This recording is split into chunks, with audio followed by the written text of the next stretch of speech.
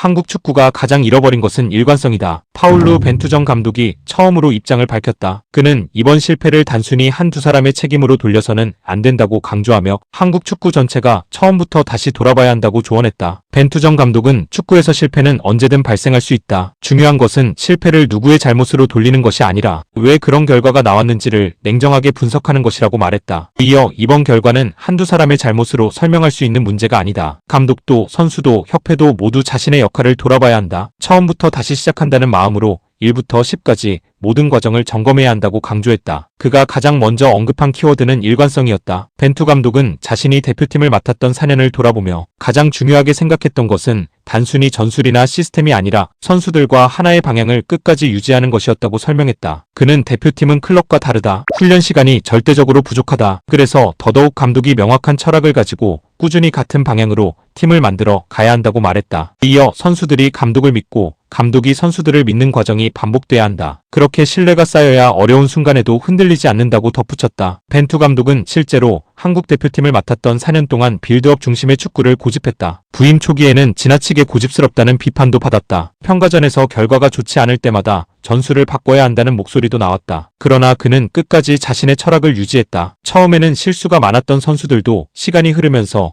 전술을 이해하기 시작했고 대표팀 전체가 같은 축구를 할 수 있게 됐다고 설명했다. 그는 좋은 팀은 하루아침에 만들어지지 않는다. 감독과 선수들이 함께 시간을 보내며 같은 축구를 이해해야 한다고 말했다. 그리고 그 결과가 카타르 월드컵이었다. 한국은 우루과이와 비기고 가나전에서 아쉽게 패했지만 끝까지 포기하지 않았다. 마지막 포르투갈전에서는 모두가 불가능하다고 했던 승리를 만들어냈고 극적으로 16강 진출에 성공했다. 벤투 감독은 그 성과는 어느 한 경기에서 갑자기 나온 것이 아니다. 4년 동안 함께 준비했던 시간이 있었기에 가능했다고 회상했다. 반면 자신이 떠난 이후 한국 대표팀은 계속해서 흔들렸다고 평가했다. 클린스만 감독 체제와 감독 대행 체제, 그리고 홍명보 감독 체제까지 이어지는 과정에서 대표팀은 여러 차례 방향이 바뀌었고 선수들도 계속 새로운 시스템에 적응해야 하는 상황이 반복됐다는 것이다. 벤투 감독은 감독이 자주 바뀌면 전술도 바뀌고 선수들의 역할도 계속 달라진다. 대표팀이 하나의 색깔을 만들기 어려워진다고 설명했다. 또 대표팀은 클럽처럼 매일 훈련하는 팀이 아니다. 그래서 감독이 바뀔수록 잃는 것이 훨씬 많다고 덧붙였다. 그는 이번 월드컵에서 한국 대표팀이 보여준 경기력에 대해서도